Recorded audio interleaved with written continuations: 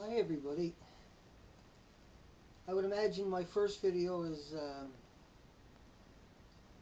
left a lot of people in shock, no doubt.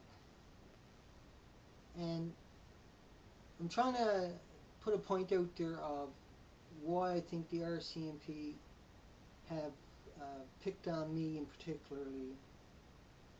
They beat up 3 little girls that come to my house, underage girls, yet Canada sits idle. I spent 4 days collecting email addresses to every single newspaper in Canada. What a joke that was. I sent them individual emails and then mass emails, and I've done this for weeks and then months. Do you know I never got one reply? I've included my friends' emails in that to make sure the emails were actually getting out there, and they were. Every single time. Yet not one newspaper in Canada would reply to a story of the same cop beating the shit, and I mean beating the shit out of 3 little girls. They beat them so bad. Now that's the girls that come and take care of me. Obviously sending me a message. They beat them black and blue. There was no charges. They were locked up overnight with no clothes on. And I'm talking black and blue. The hospital wouldn't even look at them. The hospital in Port Hardy in particular only deals with government friends and families. I have 2 criminal charges. I have 2 outstanding warrants on top of those charges now because I didn't show up in court apparently. I was so sick I guess I missed court, and now I have 2 criminal charges, and I also have, now that's for breaking a door at social services on the coldest, windiest, wettest day of the year. I was forced to go down in my electric wheelchair, which is not waterproof, and the door got broken with the front of my wheelchair. They got a restraining order against me. Now I have criminal charges and convictions against me. Now I have outstanding warrants. Outstanding warrants. I can possibly go to jail. Are you kidding me? I can barely do anything. I have no access to a doctor. No access. That means the whole community has turned their back on me. In the government only. The non-government people love me here. The government has turned their back. The in-court orders filed against me. Now, you're not going to believe this one. I have been declared a threat to all RCMP. I have been declared a threat by all local government agencies. I have been declared a threat by the local hospital. Are you kidding me? All I done was wanted a hospital bed. And I waited 7 years for it.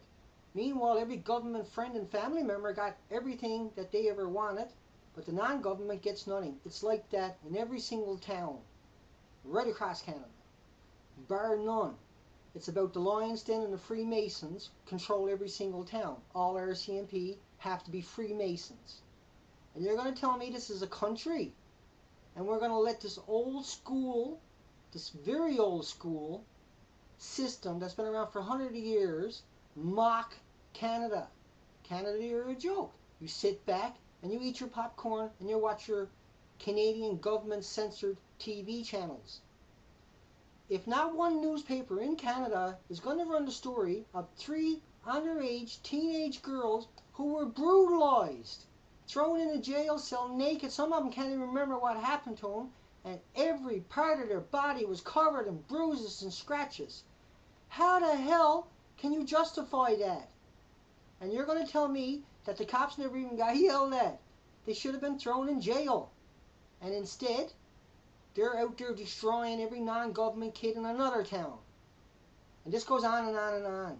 The hospitals back up the cops. Anybody goes to the hospital with police abuse complaints, they don't get to see a doctor. You're going to tell me that's a coincidence? They have barbecues together. The nurses and the cops are the best of friends. The teachers, the schools are the same way. They only abuse non-government kids. You're going to tell me that this can't change or doesn't have to change? You're wrong. This is part 2. Let me tell you something. This is nothing. Part 3 is going to be a smack in the mouth, okay? Make no mistake about it. If my site gets taken down, and I've been threatened now to have my sites taken down if I don't take my video down, my last video, number 1. If my site is taken down, I will flood YouTube. Canada media will not run one story. All they do is cover up. They take the police spokesman story, throw it out there. The victim stories never get heard. The time is now. We are going to have to change. What they're doing to me is only a reflection of what they got away with for generations. To be a cop, you have to come from a government or a police family, a political family. In order to work for CSIS in Canada, you have to come from a prestigious family. How come? Because that's the old family tree, okay? They all got to hide each other's family's crimes. So keep it in the family. Okay, part 3 is coming in about 24 hours. Part 3 is not going to be any fun for anybody to watch, but don't be stupid. Watch the video. I got no reason to lie. I got nothing to gain, okay? All I got to do is tell you the truth and let you make up your own minds. Prove me I'm wrong. I can prove I'm right. You try proving me I'm wrong. I'm not going away. There's an 11-year-old rape victim who was raped by Chief Justice, Supreme Court Justice Alex Hickman. Nobody in Canada cares.